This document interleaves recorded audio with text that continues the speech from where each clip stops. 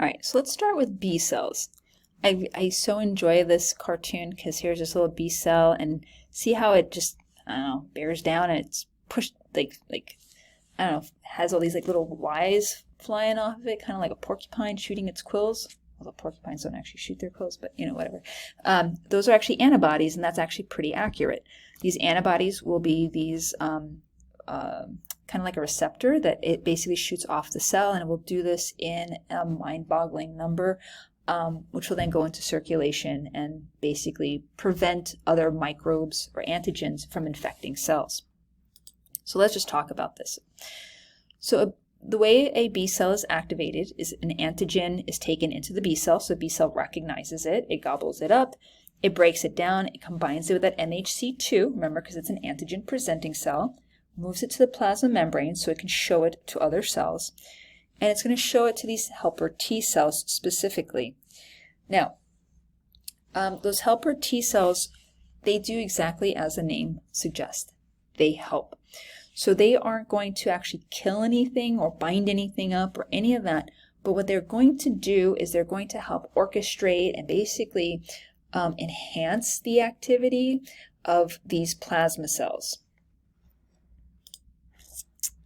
Okay, so even though B cells can respond without the help of a helper T cell, they are just able to work even at a higher rate if they are able to present this antigen to a helper T cell and it recognizes it and offers this co-stimulation. So once that B cell is activated, it divides, and it forms what are known as plasma cells, and it's going to be these plasma cells that produce antibodies. There will also be a subset that will go on to form memory B cells, which are not active. However, they are there as your reserve in case you get infected again. Okay, and so that's basically what this slide is saying. So again, once the B cell receives that co-stimulation or simply recognizes the microbe, it will undergo proliferation, lots of cell division, differentiation. By differentiation, we mean it will either become plasma cells or memory B cells. Also important to remember here is that each plasma cell can only secrete one type of antibody. It'll be specific to whatever epitope it was that it recognized. And I mean, this number is absolutely staggering to me. A plasma cell, single cell, secretes hundreds of millions of antibodies every day. Lasts for about 4 to 5 days, and then it dies. If I was producing hundreds of millions of anything, I would die after a couple of days too. But those antibodies are going to travel via the lymph and blood to the site of invasion, wherever that might be, and wherever they may encounter that the antigen, and they're going to bind it up. So how do they help? So they neutralize. They either block or neutralize toxins. By binding to the antigens, they may prevent the virus from actually being able to infect a cell. Think of it like all of a sudden getting like a ball and chain around your ankle, right? All of a sudden you're not as nimble as you might have been without that extra weight on you. It can also immobilize bacteria. So a lot of times bacteria will have cilia or flagella. Those antibodies will, again, kind of bog them down or bind them together, and they can't wave and move, so they're kind of just stuck there, which then means that a macrophage can easily come along and gobble it up. We already saw agglutination with bad blood transfusions. By the antibody attaching to these microbes, it also acts as a beacon, so it helps activate that complement system. So it enhances phagocytosis. Again, by coating the microbe, it draws macrophages' attention to it, plus it prevents it from moving, so it's just that much easier to gobble up. It helps increase blood vessel permeability, which therefore attracts more phagocytes, more white blood cells can emigrate to that area.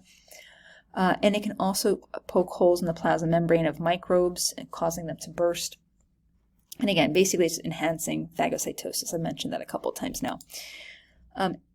Antibodies will have different structures. However, they are all glycoproteins. Another name for them is immunoglobulin. They tend to have a hinged region, so it kind of can move, like, I guess, so think of like a Y shape to like a T shape with your arms, kind of like it can move like that. And then the binding site will vary. Again, it will bind to very specific epitopes. So regardless of whether or not it has that classic Y shape, sort of this, I don't even know what that is, like a barbell shape or this sort of snowflake, you can see there's just repeating Y patterns, right? Okay, there are 5 classes of antibodies. The IgG is the most abundant. It protects against bacteria and viruses. This one's fairly small. It actually crosses the placenta. IgA is in fewer numbers. It's also found in sweat, tears, saliva, mucus, breast milk, gastrointestinal secretions. It provides localized protection, so that makes sense. Like tears are specific to the eyes, saliva, mouth, mucus to that area, right? So it's localized protection. IgM, very large. It is the first to be secreted by plasma cells. This is also the type that causes agglutination. So when we're talking about the red blood cell type mismatch, what we're talking about are these type of antibodies. You can see just how many other red blood cells one of these antibodies can bind up. IgDs are mostly on B cells. They act as receptors. And then IgEs are there for allergic and hypersensitivity reactions. These are also really good against parasitic worms, interestingly enough. So as far as memory goes, we have basically, again, that first response and that second response, those memory cells can remain for decades. That's how our vaccinations work, right? We get vaccinated so we don't get that sick because our immune system is primed and ready in case we ever do get infected with the actual virus. So maybe instead of having a full-blown flu, we may just have a head cold, or maybe we don't even notice that we get sick. So what you're seeing here in this image is the idea that there's a first response, and then if you're exposed again, specifically those IgGs there's a memory component to them, so you see that they're at a higher level than where they started, and now during that second response, they are being produced at much higher numbers, right? So those antibodies, not only are they in higher numbers, but they even have a higher affinity for the antigen, meaning they'll stick even more tightly to it. And sometimes your immune system's so fast to respond, you don't even realize you've been infected. Antibodies are super useful. We even use them to help visualize parts of the brain and parts of organs. What you're looking at here is something called immunohistochemistry. So it's using parts of the immune system, so antibodies, to look at histology, and there's some chemistry that's involved in this. So what you see here, here's a cell, there's these antigens, A and B, just for simplicity's sake. And what you can do is you can actually create a specific antibody that binds just to that A, and then you put a fluorescent tag on it, so underneath a microscope, under correct processing, it will glow a certain color. And then you can also have a different one that might be looking for a different protein that will glow a different color. So that's what you're seeing here. One is glowing green, the other one is glowing red. And what you'll usually do is you'll have these developed in different animals. So for example, the one that is binding to the A is made in rabbits. And then what you do with a secondary one is you make it just anything anti-rabbit. So you produce that in a different animal, like a goat. So what this does is it helps amplify the signal. So this would create like maybe a duller red. This creates a nice vibrant red that you see here. Let me try to explain that one more time just so it makes sense to you. It's like you're human, you're not a rabbit, but you can make the anti-A in rabbit, so it has a rabbit kind of information built into it.